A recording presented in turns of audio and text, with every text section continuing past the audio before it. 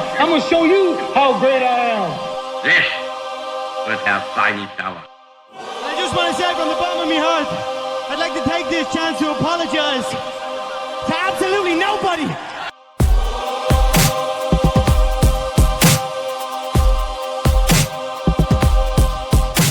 Hello, and welcome to How to Take Over the World. This is Ben Wilson. There are only a few stories in all of history that just seem to stick in the world's collective consciousness, generation after generation. You can think of the life of Jesus, the assassination of Julius Caesar, Moses parting the Red Sea, the fall of Troy, Alexander the Great conquering Persia. And Hannibal's invasion of Italy belongs on that list. It contains potentially the most famous battle of all time, the Battle of Cannae. Hannibal's actions have inspired generals, statesmen, poets, and artists for thousands of years at this point, and it's not difficult to see why. His campaign in Italy is nearly unparalleled, both in its daring and its brilliant execution. Hannibal was Rome's greatest enemy. They continued to speak of him as a boogeyman for hundreds of years, and yet his performance in this war was so unbelievably swashbuckling and virtuosic that the Romans could not help but tinge their fear with admiration of Hannibal. So let's see what he does and how he does it. As a reminder, this is part 2 in the series of Hannibal's life. The first part covered his childhood up to his crossing of the Alps, and this episode will cover the rest of the story until the end of his life. So with all that said, let's get into it. This is part 2 of the life of Hannibal. First, a word from our sponsor, Gains in Bulk. I take their instantized creatine every day. It's the only supplement I take every day. Creatine not only promotes muscle growth and strength, it also enhances mental clarity and performance. Creatine is one of the most tested supplements. It's one of the few supplements that you can be sure has an actual impact, as demonstrated by dozens of high-quality studies. And Gains in Bulk has the world's only instantized creatine, which is a type of creatine that is fully water-soluble, which makes it more digestible, giving you less bloat and more bang for your buck. So go check it out. Go to gainsinbulk.com and use code BEN for 20% off your purchase. You won't regret it. That is gainsinbulk.com and use code BEN for 20% off. Before we dive into Hannibal's Italian campaign, let's recap the stakes. Hannibal appeals to many as the ultimate underdog, a Carthaginian David against the Goliath of Rome.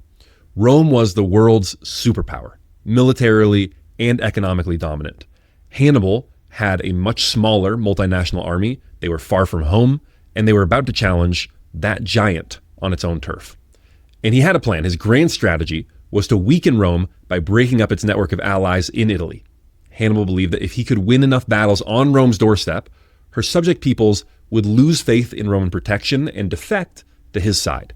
Okay, so that's the plan. Invade Italy, win a few battles, show Rome's Italian allies, hey, I'm here to play, I can protect you, I'm a viable alternative to Rome, and then watch as those cities come running to Hannibal. So it's 218 BC, Hannibal is 29 years old, and at the peak of his powers as a general. The Greek historian Polybius tells us about the Roman reaction to Hannibal's arrival. He writes, quote, "At first Scipio," that's one of the generals sent to face Hannibal, "had never expected that Hannibal would even attempt to cross the Alps with foreign forces. And if he ventured on it, he thought that certain destruction awaited them, so that his anticipations being such, when he heard that Hannibal was safe and was already besieging towns in Italy, he was amazed at his daring and venturesomeness. In Rome itself, the intelligence had much the same effect. The stir created by the last news of the Carthaginians, that they had captured Saguntum, had only just subsided. Now news came that Hannibal was in Italy with his army and already laying siege to some cities. The thing, therefore, seemed altogether astounding to them." When he arrives in Italy, one of the first things Hannibal does is supposedly give one of the most hardcore object lessons to his men of all time. He has all of these Celtic prisoners from their fights in the Alpine passes, and they're being kept in pretty horrible conditions because the army as a whole was in pretty horrible conditions, right? They had just gone through the Alps. Because of the weather and the lack of provisions, these soldiers are not being treated well. So he gathers a bunch of these prisoners, and he also gathers a bunch of prizes from their victories so far. Weapons, armor, shields, gold, expensive horses, all this stuff. And he tells these Celtic prisoners, "I will select 2 men to fight to the death. The loser dies, of course, and the winner gets all these prizes and gets their freedom, can leave with all these prizes." And these prisoners, who are, let's remember, fierce warlike Celts, are tripping over each other, eagerly volunteering for the fight. And Hannibal holds an election, 2 are chosen, The fight is held, one man is killed, and the other rides off with these great prizes. A rich man goes back to his tribe. And according to Polybius, he tells his men, quote, "Fortune has brought you to a like pass, and the prizes and prospects she offers you are the same. For either you must conquer or die. For you the prize of victory is not to possess horses and cloaks, but to be the most envied of mankind, masters of all the wealth of Rome. The prize of death on the battlefield is to depart from life in the heat of the fight, struggling till your last breath for the noblest of objects, and without having learnt to know suffering. And I implore you not to let the hope of living after defeat enter your minds at all. If you reason and purpose as I urge upon you, it is clear that victory and safety will follow, for none ever who either by necessity or choice formed such a resolve have been deceived in their hope of putting their enemies to flight." Okay, I love that. Conquer or die, he tells his men. It reminds me of Cortez, the conquistador, coming to Mexico and burning the boats when he arrives. There is no going back. Either we conquer or die. It also reminds me of my interview with Mr. Beast, where he said, the moment that everything clicked for him was when he spent a couple weeks at community college, and he said, "I just can't do this. I cannot keep going to college. I can't work a job. I would rather die." He says, "I would rather live in a box than work a job for the rest of my life." And there is something really powerful about that feeling, that moment of decision that I'm either going to succeed or I'm going to die trying. There's no other path. I have to accomplish this. And so Hannibal is able to give his men that moment of commitment. Scipio also gives a speech to his troops. We read in the history that Polybius tells us that Scipio tells to his men, quote, "They should regard it as altogether an outrageous and surprising thing that Carthaginians should dare to face Romans, by whom they had been so often beaten, to whom they had paid so much tribute, and whose slaves almost they had been for so many years. But now," he went on to say, "when apart from this we can judge more or less by our own experience that these actual men here on the spot do not venture to look us in the face, what should our opinion be as to the future if we estimate chances correctly? Hannibal has now arrived in Italy," he said, "but he has lost most of his army, and the rest are weak and useless owing to the hardship. He has lost most of his horses too, and those he has left he has rendered fit for nothing by the length and difficulty of his march." From all this he tried to convince them that they had only to show themselves to the enemy to achieve victory. When all the troops, owing to the authority of the speaker and the truth of what he said, showed themselves most ardent for a battle, he commended their alacrity and dismissed them, bidding them hold themselves in readiness to execute his orders. The first battle between Scipio and Hannibal is actually a small cavalry engagement, which the Carthaginians win. They take some 600 prisoners, and crucially, they wound the Roman general, Scipio. Now remember, the Gauls, or the Celts, means the same thing, of northern Italy had only recently been subdued by Rome, and were looking for any excuse to rebel against Rome and regain their freedom. They're supposed to be allies of Rome. That's what it means to be subdued, right? You're forced to be Rome's ally and to come to her aid when necessary. But they're looking for any excuse to turn on the Romans. And so they see this victory, and seeing the Carthaginians look so strong, all of these Celtic tribes turn on the Romans, ambush them, and give them a small defeat and go and join Hannibal's camp. And they're in Celtic territory, so this is very good news for Hannibal, that all of these towns and villages are now supporting and supplying him and turning on Scipio. So Scipio sees this, and he decides to retreat. And as he retreats, they are harassed by the Numidian cavalry of Hannibal. Scipio crosses a river called the Trebia, and most of the Roman army is able to successfully cross the river Trebia, though some are caught on the wrong side and surrender or are cut to pieces. But once on the other side of the river, the other Roman general in the area, named Tiberius, joins Scipio's camp here at the Trebia. So now they are strengthened with two Roman armies against Hannibal's army that is still weak from crossing the Alps. Polybius' history tells us that, quote, "When Tiberius and his legions arrived and marched through the camp, the general opinion was that they only had to show themselves to decide the battle." Okay, so the Romans are feeling very confident. We've got this big army, we're fresh, we're resupplied. These Carthaginians, we've whipped their butts in war before. We just have to show ourselves, and we're going to decimate these guys. So these two armies are encamped across the river from each other, and day after day, there's a little bit of skirmishing. The two armies almost engage, but Polybius tells us, quote, "The Carthaginian general, as he was not at this time prepared for a general battle, and took the view that a decisive engagement should never be undertaken on any chance pretext and without a definite purpose, as we must pronounce to be the part of a good general, made the men in retreat halt and face about when they approached the camp, but he would not allow them to advance and engage the enemy, calling them back by his officers and buglers. The Romans, after waiting for a short time, retired after losing a few of their own number, but inflicting a larger loss on the Carthaginians. Okay, and I shared that quote because that is the first lesson for this episode. Decisive engagements should never be undertaken on any chance pretext and without a definite purpose. Now, don't find yourself pulled into an opportunity. You always want to be acting under your own initiative, knowing exactly what you're trying to accomplish. Okay, so he doesn't get drawn in, and for now they're just waiting. And Scipio, the Roman general, wants to continue to wait, thinking that the Celts are fickle. They've just defected to the Carthaginian side, but they could easily defect back. And so he'd rather wait to see if maybe that will happen. His army could use some drilling, which they can do over the winter. And he himself would like to participate in the action, which he at this moment cannot do because of his injury that he had suffered in the previous battle. But Tiberius wants to attack. Polybius tells us that it is because he wants all the glory for himself.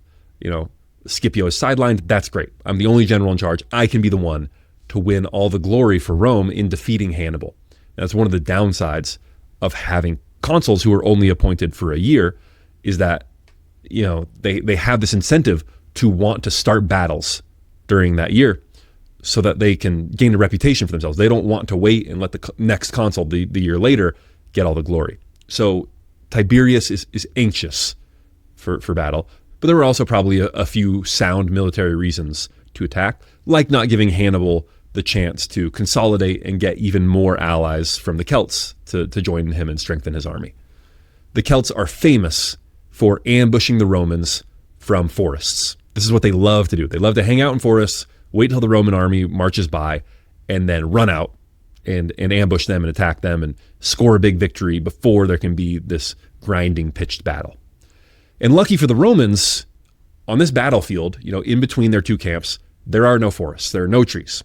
So great, we don't have to worry about this army ambushing us.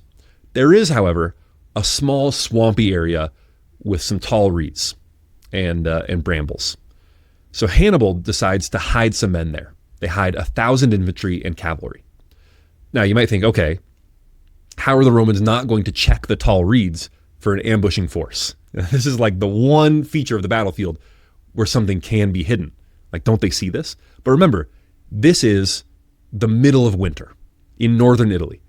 It is very cold. It takes great resilience and fortitude to hide in a swamp in these conditions. You're getting soaking wet and shivering through the night. And it takes great confidence for Hannibal to ask that of his men. I need you to go submerge yourself up to your waist or maybe up to your chest in this water and just shiver through the night.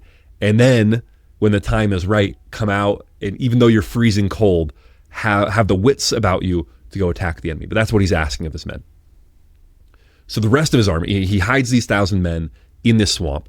The rest of his men, he wakes them up early and has them warm themselves by the fire and eat so that they are ready to go early. And then he has his Numidian cavalry, his light cavalry, go out and harass the Roman camp so that they come out to chase them off before the Romans have had a chance to fully rest and eat breakfast. So unlike Hannibal, the Romans allow themselves to get drawn into this battle that they are not fully prepared for. But, they get harassed by these Numidian cavalry who come early in the morning, and then the Numidians kind of turn and do this retreat and look frantic so that the Romans feel, we got them on the run. Let's go, boys, let's go. And they're so confident in their ability to beat the Carthaginians that they go for it. Polybius tells us, quote, "The time of year was about the winter solstice, and the day exceedingly cold and snowy, while the men and horses nearly all left the camp without having had their morning meal. At first their enthusiasm and eagerness sustained them, but when they had to cross the Trebia, swollen as it was owing to the rain that had fallen during the night higher up the valley, the infantry had greater difficulty in crossing as the water was breast high. The consequence was that the whole force suffered much from cold and also from hunger as the day was now advancing. The Carthaginians, on the contrary, who had eaten and drunk in their tents and looked after their horses, were all anointing and arming themselves around their fires. Hannibal, who was waiting for this opportunity, when he saw that the Romans had crossed the river, threw forward as a covering force his pikemen and slingers, about 8,000 in number, and led out his army. Now, the Roman heavy infantry are at this time arguably the greatest fighting force in the world. And so, even with all these adverse conditions, once they make contact with the Carthaginians, they are able to hold their own. Hannibal's heavy cavalry drive off the Roman cavalry and flank the Romans, and even still, the Romans are able to hold their ground pretty well. And toward the end of the day, it looks like the Romans actually might just be able to do what they do so well, grind out a victory with the weight of their unstoppable heavy infantry. In fact, the most elite Roman infantry in the center of their line do just that. They manage to break through Hannibal's center. And imagine that you are one of these soldiers. Someone wakes you up, you hear this bugle, and you wake up and they say, hey, the Carthaginians are here at our camp attacking us. So you're roused early in the morning. You have to ford through a freezing cold river. You're starving. You're now shivering, but you are a professional. This is what you do. Who cares about the hardship? I am a Roman man. I'm going to persist through. And for hours, you push and stab and you defend and you finally break through the enemy line and rush forward to claim your victory. You've broken the Hannibal, you've broken the Carthaginians. And then you turn around and the field is full of Carthaginian soldiers, mopping up the rest of your army. While you had been breaking through his center, Hannibal had sprung his trap. And just as the Roman center breaks through, his ambushing force attacks the rest of the Romans from behind and sends them running. And the Romans who had broken through the center are now attacked and either killed or forced to surrender. It is a crushing victory that basically wipes out the Roman army. Hannibal takes thousands of prisoners, and he does something very smart. All of the Romans, true Romans from Rome, he keeps in captivity and treats very harshly. But any soldiers from Rome's allies in Italy, he gives them a nice meal, says some nice words, tells them that, hey, I'm not here to fight you. I'm only here to fight Rome. I've got no quarrels with you or with your city. You're free to go. And so, he's trying to gain this reputation as a liberator. So this is a very effective piece of propaganda. In Rome, this battle, the Battle of the Trebia River, was a debacle and a wake-up call. One Roman army had been destroyed, and Hannibal was now loose in their homeland, feeding and resting his troops through the winter by making alliances with the Gallic tribes in the Po Valley, many of whom were happy to join him and rebel against Rome. Panic, already high since his arrival in Italy, is now starting to reach a fever pitch. The Romans have to recall two of their armies that were supposed to fight the Carthaginians in other theaters in order to deal with Hannibal here on the home front. So Hannibal winters in northern Italy, and when spring comes, he has two Roman armies marching toward him, both coming north, one from the east, one from the west. And he's in a tight spot. He's got all these Celtic allies who want to rebel against Rome, but they're still not totally firm. They could go either way, and they don't like that he is camped out in their territory, drawing on their supplies, eating their food. But, what can he do? He's got two Roman armies blocking the two roads he could take south to attack the Romans. And so once again, Hannibal does the most surprising thing possible. In the spring of 217 BC, he marches his army through the Arno marshes. And this is real swampland. They are marching up to their knees, sometimes up to their waist in swamp water. He has to march for 4 days and 3 nights straight, 3 nights of no stopping, no sleeping, because they literally can't sleep. There's nowhere to lie down. They are marching through water. In fact, this is like a horrible detail. Every time a horse keels over and dies from these, terrible conditions, from disease, from malnutrition, the men around the horse will swarm to its carcass to try and lay down on it, to use it as a mattress to catch a few minutes of sleep. So this is like this truly horrible forced march. And the army suffers terribly. Just like the march through the Alps, there are thousands of casualties. Hannibal himself catches an eye infection from the swamp and loses his eye. He would wear a patch for the rest of his life. But when they get through, once again, they have totally caught the Romans unprepared. They are in the soft underbelly of Rome with unlimited fields of grain and unprotected towns to raid and draw supplies from. Napoleon would cite Hannibal's crossing of the Alps and the Arno marshes favorably as strokes of genius. His point was that fighting the battle that you wanted was the most important thing. It was better to fight when and where you wanted with a depleted force than to fight a battle you didn't want with a well-rested and well-supplied force. Now, as you might remember from episode 1, Hannibal had an amazing intelligence apparatus. He had spies and information sources all over Italy. And he knows that the closest Roman general is named Flaminius, and he's a hothead who can be easily provoked into giving battle. And so Hannibal sets about doing exactly that. He brazenly attacks the Roman countryside, burning and pillaging with no regard for Flaminius's army. So he's basically insulting Flaminius and goading him into an attack, saying, look, I'm like not even worried about you. I'm going to raid villages right next to your army. That's how little I think of your ability to attack me. Polybius tells us, quote, therefore, the leader who will soon gainest a decisive victory is he who is able to perceive the faults of others and to choose that manner and means of attacking the enemy which will take full advantage of the weakness of their commander. For just as a ship, if deprived of its pilot, will fall with its whole crew into the hands of the enemy, so the general, who is his opponent's master in strategy and reasoning, may often capture his whole army. Okay, so Polybius tells us this in the context of Hannibal having Flaminius figured out, knowing that I can provoke him. And this is effective. Polybius goes on, quote, so that when some of Flaminius's officers gave it as their opinion that he should not instantly pursue and engage the enemy, but remain on his guard and beware of their numerous cavalry, and when they especially urged him to wait until his colleague joined him and to give battle with all their united legions, he not only paid no attention to the advice, but could not listen with patience to those who offered it, begging them to consider what would be said in Rome if, while the country was laid waste almost up to the walls, the army remained encamped in Etruria in the rear of the enemy. Finally, with these words, he broke up the camp and advanced with his army, utterly regardless of time or place, but bent only on falling in with the enemy, as if victory were a dead certainty. He had even inspired the people with such confident hopes that the soldiery were outnumbered by the rabble that followed him for the sake of the booty, bringing chains, fetters, and other such implements. Okay, so Flaminius is so sure he's going to win and so dismissive of the Carthaginians that he's being followed by all these camp followers who bring all these implements to enslave the Carthaginians. They're so sure they're going to win a victory. That's how people made a bunch of money after battles in that day is enslaving the defeated army. Okay, so Flaminius is chasing Hannibal, following hot on his heels, desperate to do battle. Along the northern shore of Lake Trasimene, in June of 217 BC, Hannibal chooses a perfect ambush site.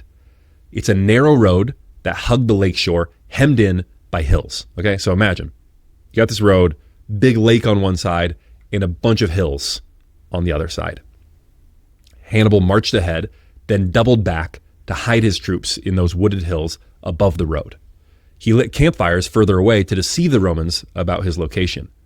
Flaminius, confident that he was catching Hannibal's rear guard, drove his 25,000-man force into the lakeside pass at dawn, straight into Hannibal's kill zone. Okay, so imagine this. You got the path, you got the lake on your right, you got these hills on the left, and Hannibal hides his men just on the other side of the crest of this hill. And they're hidden along a bunch of hills. They're all kind of strung out.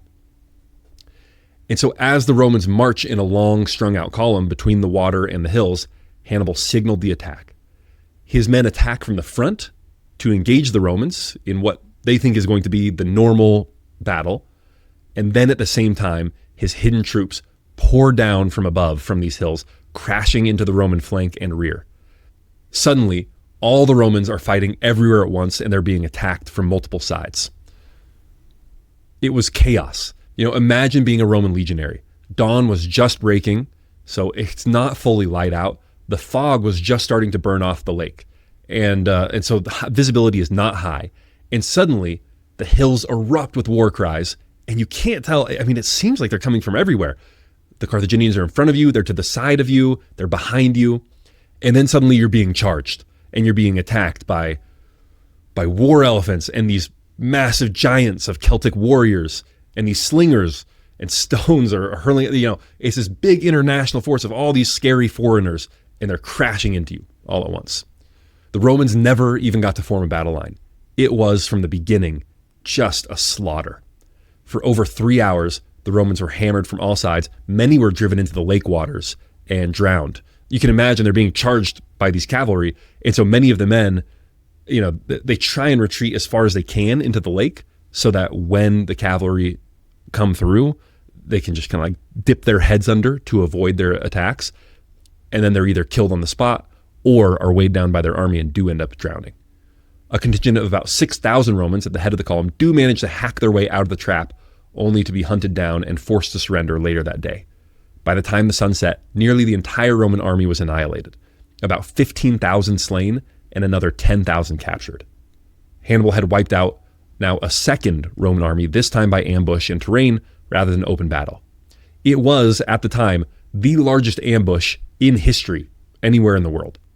Disastrously for the Romans, the other army, commanded by a man by the name of Gnaeus Geminus, was just approaching to try and link up with Flaminius, and they were just a day or two late.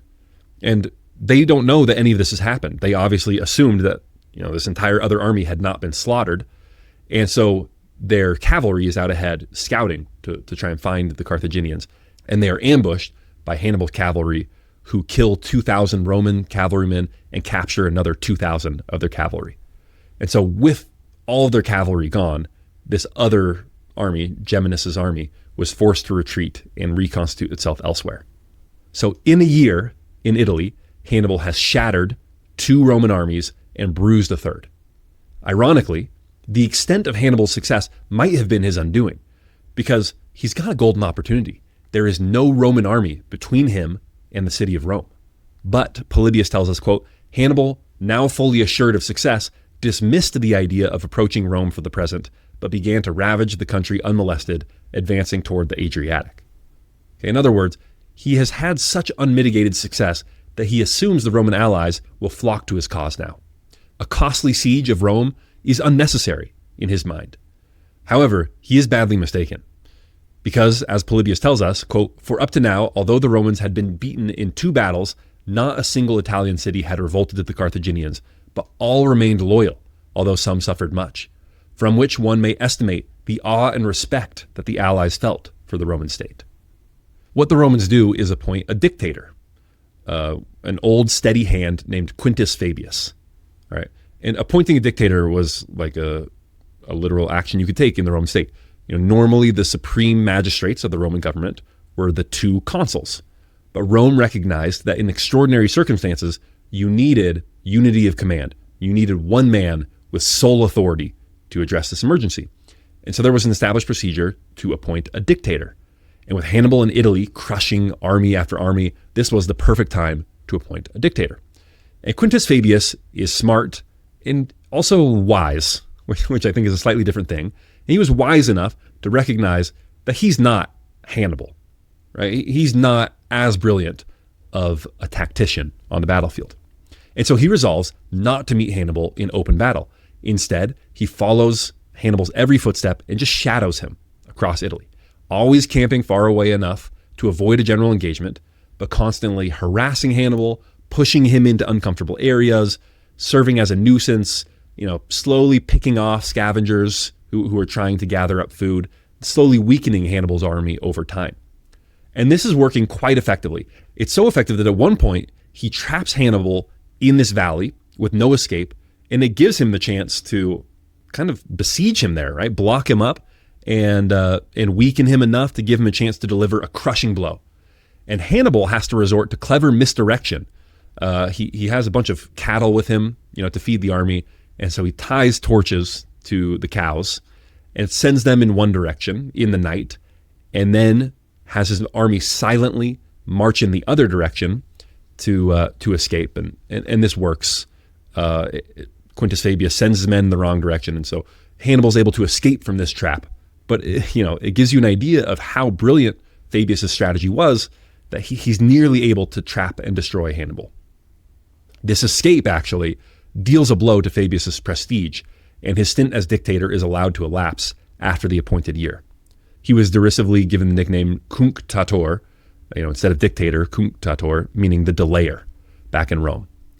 In the spring of 216 BC, the Romans elect a slate of candidates who campaign on the idea of abandoning the Fabian strategy. By the way, Fabius is so successful in this that ever since then, now for thousands of years, the strategy of not engaging directly with your enemy, but shadowing them and harassing them, this is known as the Fabian strategy. Okay, but in 216 BC, the Romans elect a slate of candidates. Essentially, the 2 parties. There were not actually parties, but things tend to divide that way. And the 2 parties had divided into a Fabian camp that still wanted to avoid a general engagement, and a party that wanted to directly attack Hannibal. And so the slate of candidates that are pro-attacking Hannibal, they win. And so these new consuls recruit 2 new armies, along with the 2 that were already in Italy to fight Hannibal. And so they're ready to just overwhelm him. They have 4 legions that they can throw at him now. And this is going to be a force so overwhelming that there's no way that even this mighty boogeyman, Hannibal, can withstand it. 4 highly trained, well-armed, experienced veterans. You know, Hannibal appears to be this almost mythical general who can defeat any Roman army that comes at him. But even Hannibal cannot face 4 fully armed, well-trained, veteran legions. And so this is both the largest and most impressive army that has ever been put together by the Romans. So in the early spring of 216 BC, Hannibal rushes out and seizes a town, a supply depot called Cannae. And Cannae is not just a supply depot, but an important strategic location that commands the surrounding countryside. And by seizing it, Hannibal is essentially able to dictate the location of this coming battle. And again, we see that being able to choose the time and place of the battle is of the utmost importance to Hannibal. So he's basically making the Romans come to him and fight him on the ground of his choosing. This battle that will unfold between this massive Roman force and Hannibal is interesting because, on the one hand, it's one of the great horrors of history. Just a genuinely horrifying, putrid affair in terms of the amount of slaughter that occurs with this battle. And yet, on the other hand, it's also like a work of art of almost unparalleled beauty. It is potentially the greatest display of generalship ever in human history. It's up there with the Battle of Austerlitz, maybe Trafalgar. I think it probably surpasses even those. I don't know. I have a soft spot for Austerlitz, actually. But it is one of the great examples of both a beautiful plan and great execution by one of history's greatest generals at the peak of his powers. So here's what happens. For days, the 2 armies posture and skirmish, slowly drawing closer and closer together. Finally, we're not sure of the date, but probably on the 1st of July, 216 BC, Hannibal decided that he liked the conditions and location and deployed his army in formation, ready to do battle. I think it's interesting to read the battle speeches of the 2 sides. One of the Roman consuls who's leading their army gives the following speech. He says, "For those who in some countries serve for hire, or for those who are about to fight for their neighbors by terms of an alliance, the moment of greatest peril is during the battle itself. But the result makes little difference to them, and in such a case extortion is necessary. But those who, like you, are about to fight not for others, but for yourselves, your country, and your wives and children, and for whom the results that will ensure are of vastly more importance than the present peril, require not to be exhorted to do their duty, but only to be reminded of it. For what man is there who would not wish before all things to conquer in the struggle, or if this is not be possible, to die fighting rather than witness the outrage and destruction of all that is dearest to him? Therefore, my men, even without these words of mine, fix your eyes on the difference between defeat and victory, and on all that must follow upon either, and enter on this battle as if not your country's legions, but her existence were at stake. For if the issue of the day will be adverse, she has no further resources to overcome her foes, but she has centered all her power and spirit in you, and in you lies her sole hope of safety. Do not cheat her then of this hope, but now pay the debt of gratitude you owe to her, and make it clear to all men that our former defeats were not due to the Romans being less brave than the Carthaginians, but to the inexperience of those that fought for us then, and to the force of circumstances." Having addressed the troops in these words, Aemilius dismissed them.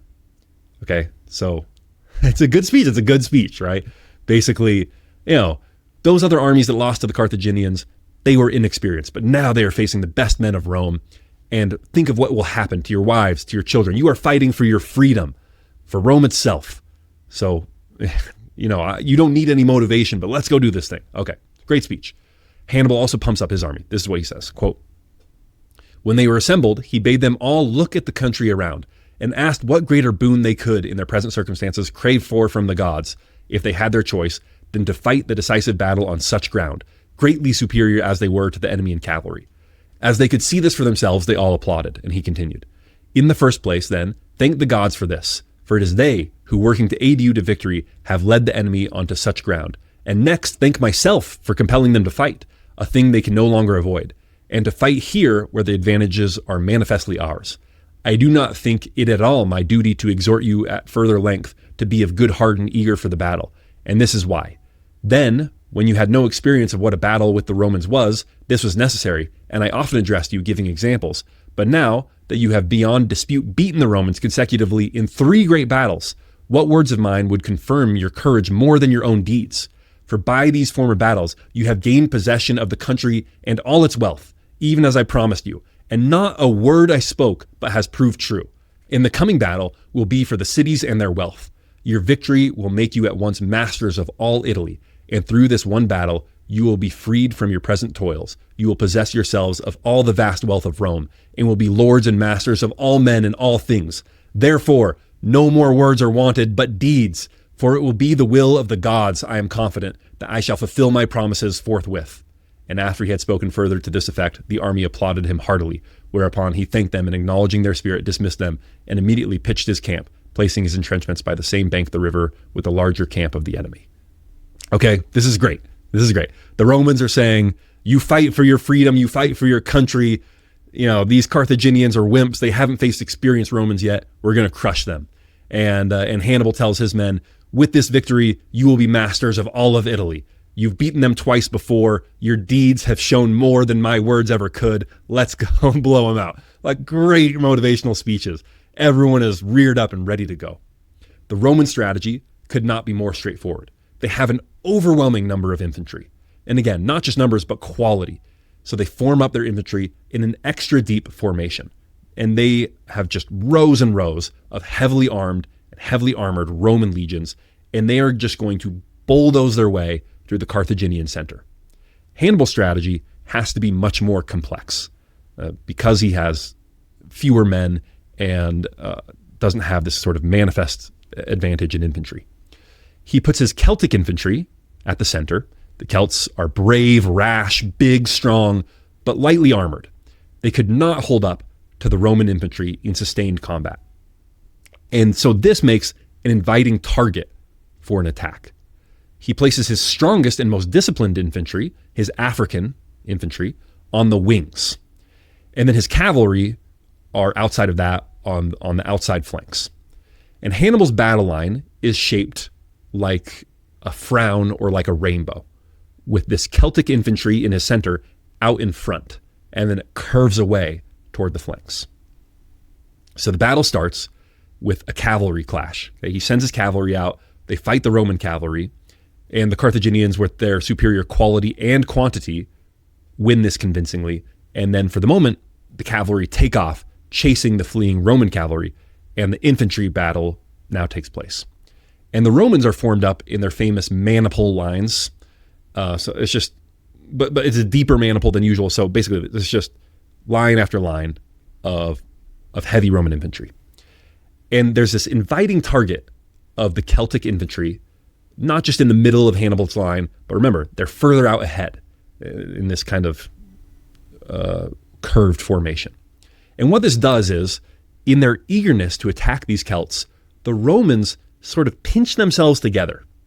They are attacking not just from the front, but ever so slightly from the sides as well. They're trying to come, they're all kind of tempted into attacking these very exposed Celtic infantrymen. And so now they're pushing up not just against the Celts, but against each other too, right? They're kind of jostling each other on accident as they push in to the Carthaginian battle line.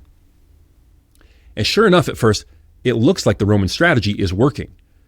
These Celts are forced backwards, and the middle of Hannibal's line is bending backwards. But now the battlefield has changed completely. His center has been pushed back, and Hannibal's line that had looked like, a rainbow or a frown, now is inverted and looks like a smile. It's in the opposite shape, right? His center is pushed way further back, and the line curves forward. But in their eagerness, the Romans have essentially flanked themselves. They have squeezed themselves into an envelopment. And furthermore, it is Hannibal's strongest troops, his African infantry, that are on the flanks. Okay, so now they're in a really tight spot. They're surrounded on 3 sides by the Carthaginians, and it is Hannibal's strongest troops that are on the flanks and attacking them from the sides and kind of squeezing them in. And so it's bad enough to be surrounded on three sides, but the Roman eagerness to attack the center had drawn them in too close, and the Roman infantry are crushed together now and have trouble operating. As the day wears on, they become so crowded that they have trouble even getting enough room to be able to maneuver and throw spears or swing swords. And so this is, the Romans they're in a bad spot. And it's at this moment when they're already being pressed and squeezed and just starting to panic that the Carthaginian cavalry return from chasing off the Roman cavalry and charge them from the rear. The Romans are now completely encircled. There is no escape. It is a credit to their bravery that rather than surrender, most of their soldiers die where they stand. The battlefield at Cannae turns into a killing field, almost industrial in scale, as the Carthaginians, over the course of hours, slowly squeeze the soldiers together and literally hack their army to pieces. By the end of the day, they are stepping over the bodies of Roman soldiers and slipping on blood just to continue out the grim process of executing these men. By the end of the day, the Romans will lose about 50,000 men dead and another 20,000 captured. That is what modern historians mostly guess. Polybius says that it is 70,000 killed and 10,000 captured. Okay. I mean, all right. As a point of reference, I want you to think about the Vietnam War and how traumatizing that was to the American psyche. The casualties were just too much for the American public. All these images and videos of flag-draped coffins being pulled off of cargo planes, it got us out of the war. Well, in 1970, the USA had a population of about 200 million. In 200 BC, the Roman Republic had a population of about 4 or 5 million. Okay, not quite 3% of the population of the US during the Vietnam War. And they had as many men killed in a single day, in one day, as Americans were killed in the entirety of the Vietnam War. Population adjusted, that would be like the USA today having 5 million young men killed in a single day. Okay? Can you imagine that? Right now things are heating up with Iran. So imagine that the US goes to war with Iran and in one day, 5 million boys gone, dead. It was a picture of devastation that even 2,500 years later, even now, has rarely been matched in history. Richard A. Gabriel points out that this slaughter happens in an area roughly the size of New York's Central Park. Okay, just imagine what that must have looked like. Imagine what it must have sounded and smelled like. Back in Rome, an official day of mourning is declared, as there was not a single person in the city who didn't have a relative or close acquaintance who was killed in the battle. In the immediate aftermath of the battle, Hannibal's head of cavalry, Marhebal, urges Hannibal to immediately march on Rome and put it to siege. And Hannibal says no. He says he's not going to do it. He says it's not going to be necessary. And just imagine what Hannibal's mindset must be. The stench of all these rotting Roman bodies is unavoidable. He sees all this devastation. He smells it. He hears the men's cries and groans. To him, he's probably thinking, no. This victory is so complete that besieging Rome, it's not necessary. They're going to have to come to terms now. It's over. And Marhebal supposedly sighs and retorts, "You, Hannibal, know how to gain a victory. You do not know how to use it." So what happens is, for the first time in the war, a number of Rome's allies in southern Italy defect to the Carthaginian side. Notably, though, these were almost entirely Greek colonies in southern Italy and not Rome's Latin allies, who shockingly remain loyal to Rome even after this slaughter. Hannibal sends a delegation of prisoners back to Rome. He sends these Roman boys back and tells them, tell your people what has happened here, and then come to me and negotiate. And after the Romans have had their day of mourning, they send back these young men and say, hey, you need to go back and surrender to Hannibal and go back as his prisoners. Because even though this has happened, you had no right to leave. You're still his prisoners. There are no negotiations to be had. There's no surrender. We're Rome. We never surrender. We never negotiate. So these Roman boys come back. that he has just sent to Rome and said, let me know what you guys are thinking in terms of terms. And they say, hey, bad news.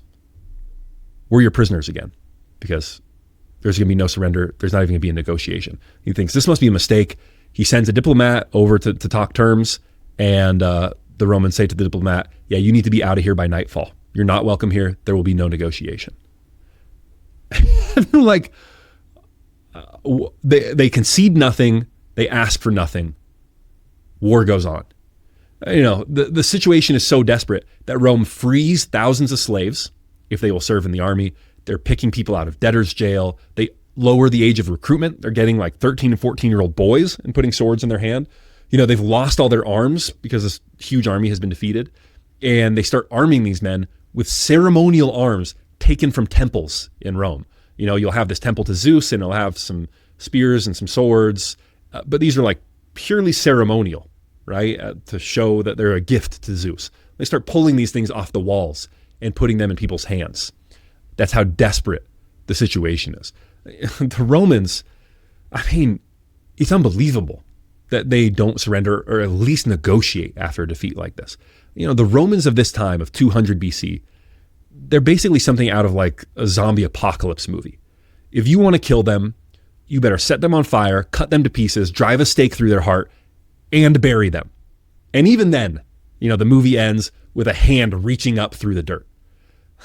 This is my top takeaway from this story.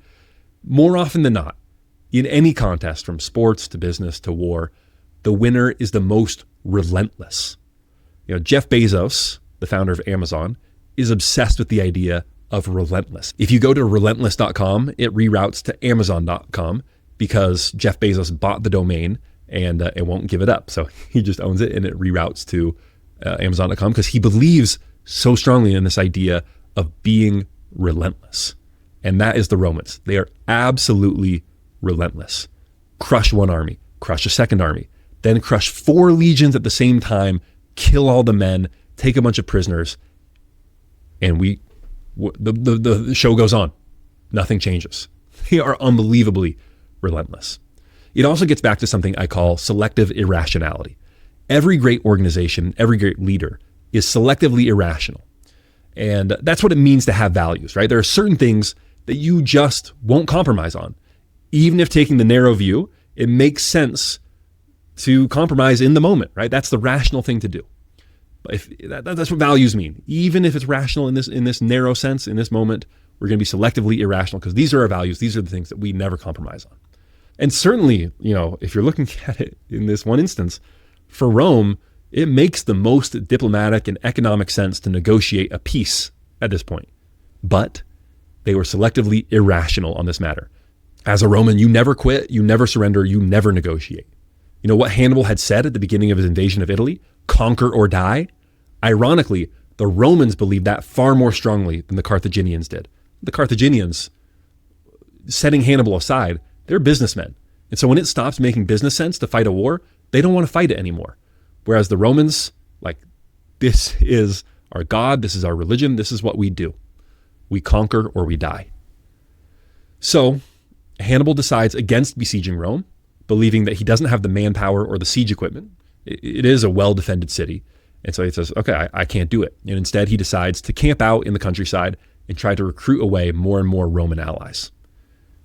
This turns out to be a disastrous decision. Again, for the first time, he does get some allies in southern Italy, but the vast majority of the Latin cities remain true to Rome throughout the entire war. It is true that a siege of Rome would have been very difficult, but if he had flown to the city gates directly after the battle, as his head of cavalry wanted to do, perhaps he could have overtaken it in the shock of such a disastrous defeat. As things turned out, after 3 years of crushing victory after crushing victory, it would be over a decade before he would have a major victory over Roman forces again. If you like How to Take Over the World, you will probably also love Founders. It's a podcast much like How to Take Over the World, but it's specifically for and about founders. It's one of the few podcasts that I really look up to and admire. David does a great job, and his episodes are always packed with amazing insights. Just about all his episodes are great, but if you're looking for one to start with, you might start with episode 376 about Jensen Huang, founder of NVIDIA. I love that one. Or episode 370 about Ingvar Kamprad, a founder of IKEA. I love that one too. But he has tons of great episodes. Honestly, you can start anywhere and you'll probably get a great episode. So check it out. That is Founders, wherever you get your podcasts.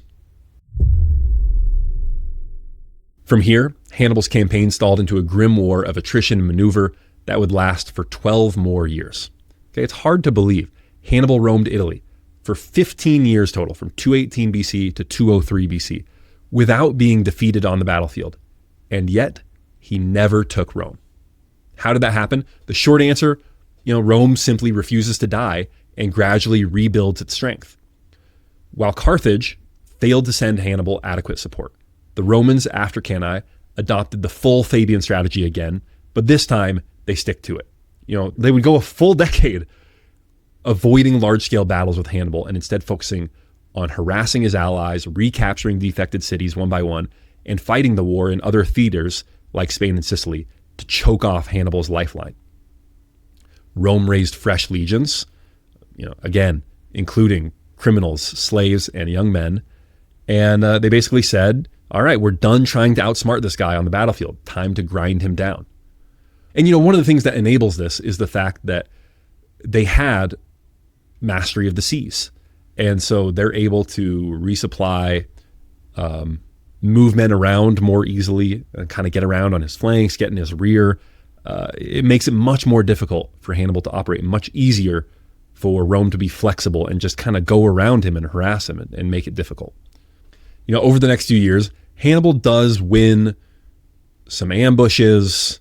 He gets the advantage in a couple mid-sized engagements, but he never is able to destroy a Roman army or face these large battles like he had before.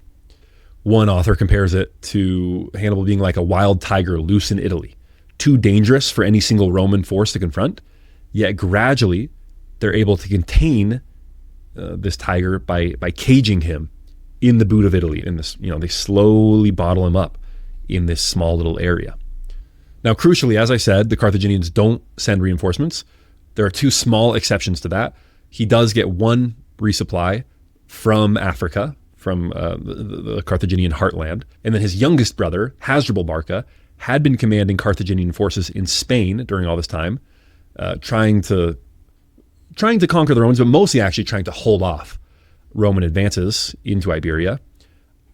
Initially, he's fighting the Scipios, which they have all these men. But things were actually going poorly for Hannibal in Spain. And so he decides to kind of do what his brother did and march for Italy in 207 BC. And just seeing Hannibal try to do what Hannibal did gives you a good feeling for Hannibal's genius. The move to march on Italy from Spain was smart by Hannibal. This idea of the two brothers combining forces, this would be a new massive threat to Rome. And so the Romans decide, all right, we got to defeat this other army. And they do. Two consular armies manage to intercept Hannibal before he could reach Hannibal. And at the Battle of the Meteris River in 207 BC, the Romans crush Hannibal's army. Hannibal himself was killed. And in this very grim, ghastly message, they chop off his head, march it down to Hannibal, and then throw it into his camp. When Hannibal saw the bloody head of his brother, he reportedly sighed, "There lies the fate of Carthage." This is now almost a decade after Cannae, and he knew that with his brother dead and this reinforcing army crushed, there's no way that he's going to be able to take Italy now. So the war turns into what Hannibal had dreaded and what he was trying to avoid by marching into Italy. It was a slow, grinding affair that favored Rome's limitless manpower and resources. As Gabriel puts it, from a strategic perspective, Carthage and Hannibal did not have the resources to defeat Rome militarily, especially once it became a long war. In one of history's great ironies, Hannibal, the genius of bold, swift, and unpredictable warfare, spent most of his last years in the field wandering among the hills of southern Italy, no longer the master of events, but their prisoner. So by 204 BC, the writing was on the wall. The Romans are now led in Spain by the rising star Scipio. Okay, so if you'll recall, there was a Roman general, Scipio, who faces Hannibal in his first battle in Italy and is defeated and wounded. Legend has it that he is actually saved by his son, Scipio, who will come to be known as Scipio Africanus. All right. And so he's like 16 years old at the time of Hannibal's first victory in Italy. And this kid is really inspired by Hannibal. Of course, it's his enemy. He is intimidated by him and wants to defeat him, but he's also very inspired by all these victories and is closely observing these tactics that Hannibal uses. And so Scipio eventually is sent to Spain, where he takes command of the Roman forces there, and is a great general and is able to use some of Hannibal's own tactics against Carthaginian forces in Spain, and is able to win victories there and take Spain for Rome. So the Romans decide to take the fight directly to Carthage's doorstep, and Scipio convinced the Senate to let him invade North Africa. His idea was simple: force Carthage to recall Hannibal to defend their home city. So in 204 BC, Scipio lands in Africa with the help from Rome's newest ally, the Numidian prince Massinissa. And he begins defeating Carthaginian forces there, and this plan works. In 203 BC, Carthage, now threatened, in their home territory, they beg Hannibal and the remnants of his army to sail back from Italy to Africa. And you can only imagine Hannibal's feelings as he leaves Italy. He's only won victories, and yet he's a defeated man. And even before leaving, he knows that this war is basically over. So he goes back to Africa, where he faces Scipio Africanus at the Battle of Zama. Basically what happens is Scipio and Hannibal are kind of facing off, and both of them have Numidian allies. Numidians are North Africans. These are these people who are great cavalrymen. They're kind of like Mongols, right? They're born on horseback. They're great riders. And so they both have an ally among Numidians, and both of them are kind of rushing into the interior, into the mountains of North Africa, to try and link up with their Numidian allies. Well, Scipio's Numidian allies arrive in time, and Hannibal's do not. And so at the Battle of Zama, he's got to face Scipio with inferior infantry. He's got these new, fresh, raw recruits who are not as formidable as the Roman legions, of course. And now he's got fewer cavalry as well. So it's a really tight spot. Hannibal actually goes to the Roman camp and meets with Scipio face to face, which must have been an interesting meeting. Right? They were able to communicate directly because they both spoke Greek. And Philip Freeman gives what I think is a likely and compelling narration of what happens. He writes, Hannibal felt no anger toward the Roman commander, with whom he had more in common than perhaps anyone else on earth. Both men were brilliant strategists and tacticians. Both were also men with a deep love for their respective countries. Hannibal spoke of the endless and bloody war he had led in Italy and sought a way to end the conflict without any more deaths. Scipio shook his head and said it was, sadly, too late for that. Only a final battle could bring the war to an end. The generals then rode back to their camps to ready their armies for the next day. Okay, I think it's a very poignant image. These two men who might have been friends, who greatly admired each other, and who Scipio, had studied Hannibal extensively. In many ways, he was like his war hero. He's who he learned all his lessons from. But they have to fight each other. So again, at Zama, Scipio has stronger infantry and more cavalry. The Hannibal starts with a elephant charge, but at this point the Romans have faced elephants before, and Scipio very capably is able to divert the elephant charge so that they're not really a factor in this battle. And then it's interesting, there's a cavalry engagement, and Hannibal has far fewer cavalry, so they're kind of sent running off. And what he tries to do is he tells his men, only engage briefly and then run off, just get chased away and just try and keep the Roman cavalry out of the battle. So that's what they do. So now it's just an infantry clash. And the Romans and Hannibal use very different tactics. So for the Romans, they bring all their lines together and they push and they just try and grind through. Hannibal, what he does is he has layers of infantry. And so he has one layer and they shock the Romans. They crash into them, attack, then fight as long as they can, then melt away. And then once they melt away, the next line, boom, crashes into the Roman line. And this happens 3 times. Crash, crash, crash. And it looks like it just might work. Like, even with inferior infantry and inferior cavalry, Hannibal is just such a brilliant strategist that he might actually pull it off. But it's at this moment that the Roman allied Numidian cavalry finally return. And Prince Massinissa joins the Romans at the crucial moment and attacks the Carthaginians in their rear and decimates their army.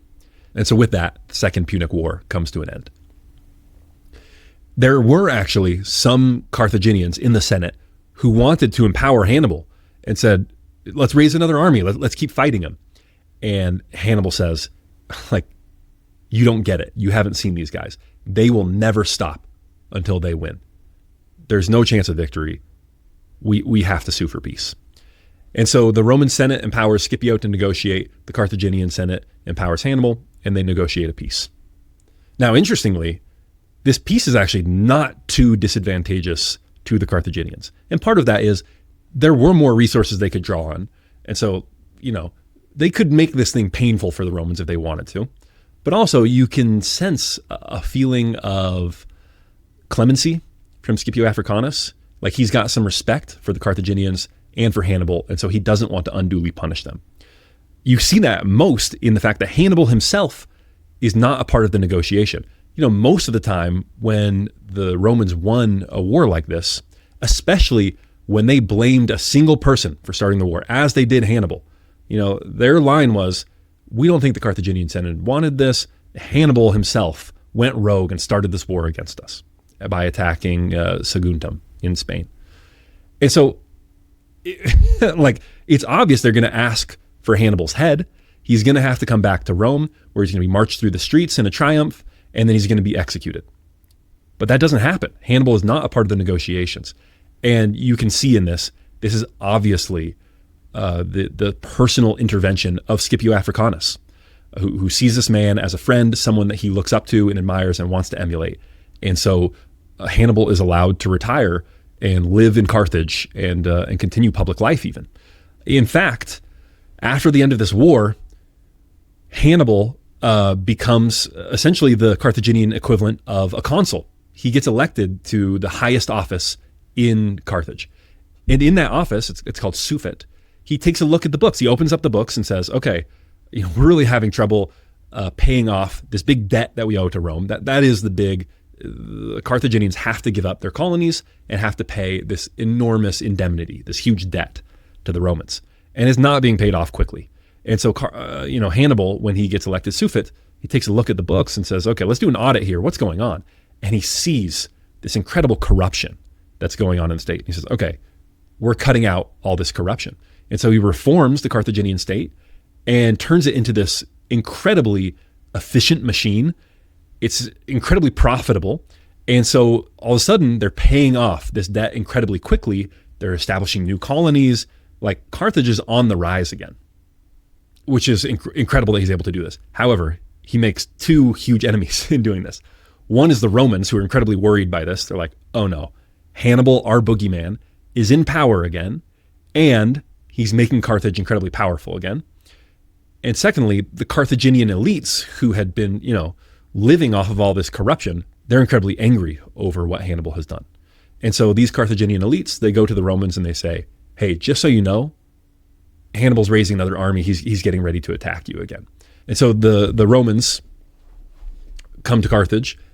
Interestingly, at this point, Scipio Africanus is kind of a non-factor in Roman politics, has no sway anymore. And so the Romans come to Carthage and they say, hey, it's time to turn over Hannibal. Like, this has gone on far enough. You're either going to turn over Hannibal or there are going to be serious consequences. And the Carthaginian Senate, who's already upset with Hannibal for this audit, for reforming the state, for doing away with their corruption, they're ready to turn him over. So about 6.5 years after the Battle of Zama, Hannibal slips out of Carthage and flees to the Eastern Mediterranean.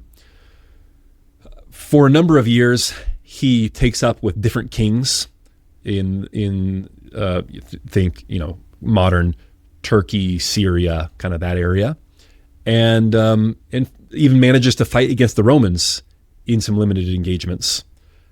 However, not very successfully. I mean, this is Rome's golden age, and they are just conquering and defeating enemy after enemy. So Hannibal is essentially a roaming wanderer. It is in one of these courts in Ephesus that Scipio Africanus comes as a Roman diplomat and meets with him. And so these two old foes, now, in middle age, they start talking about the good old days. And Scipio asks Hannibal a playful question. Who did Hannibal think were the greatest generals in history?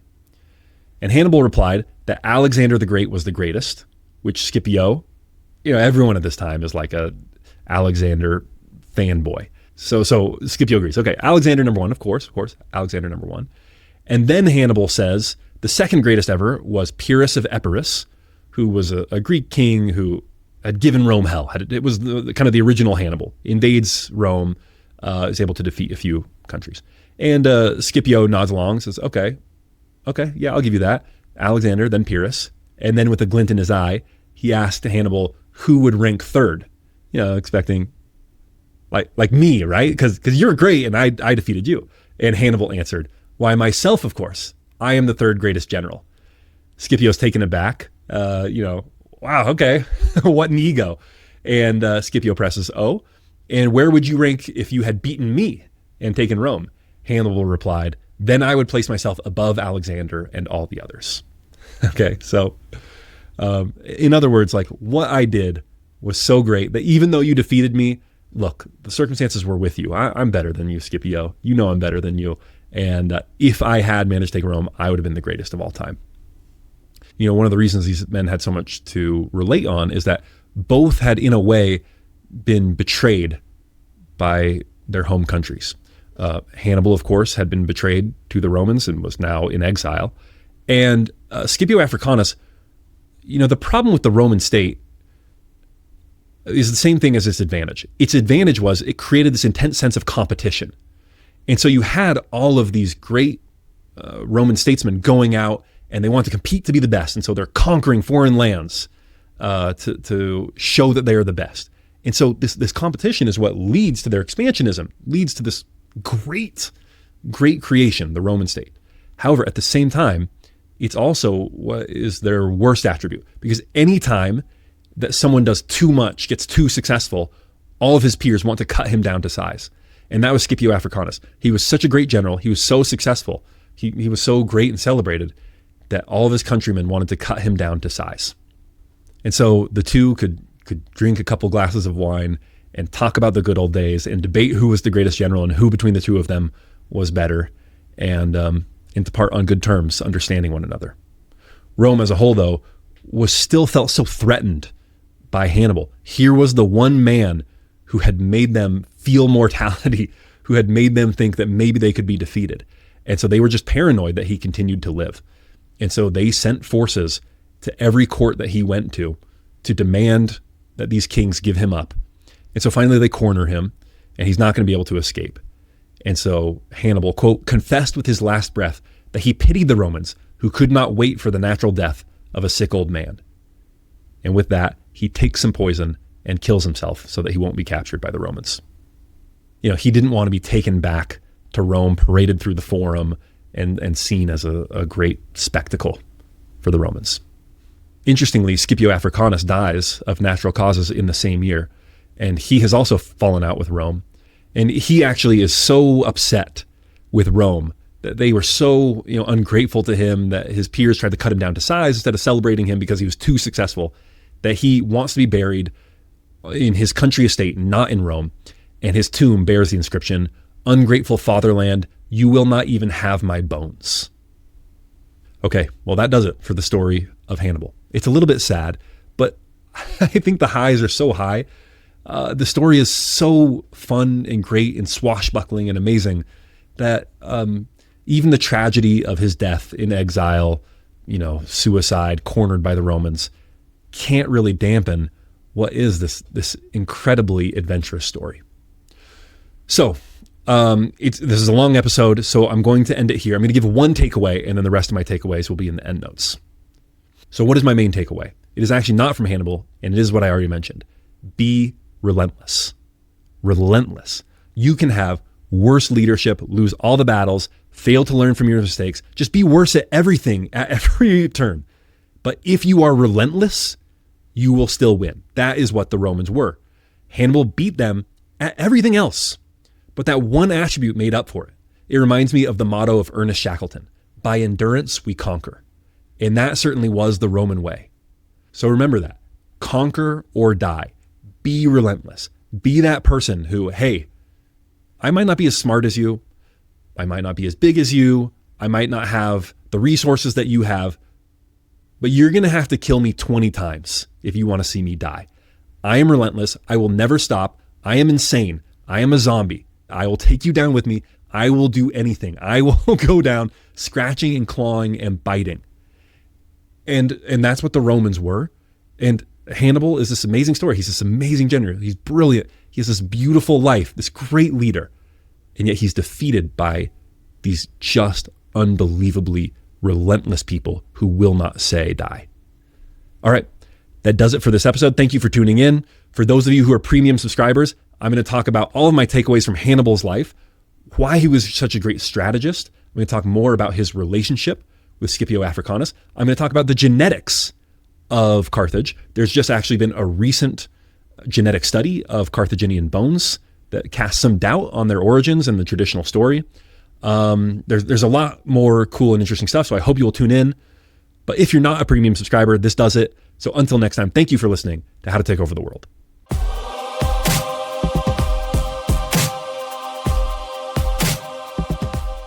And of course, one last shout out to Speechify. I find that listening while I read really helps me comprehend and retain more from my reading.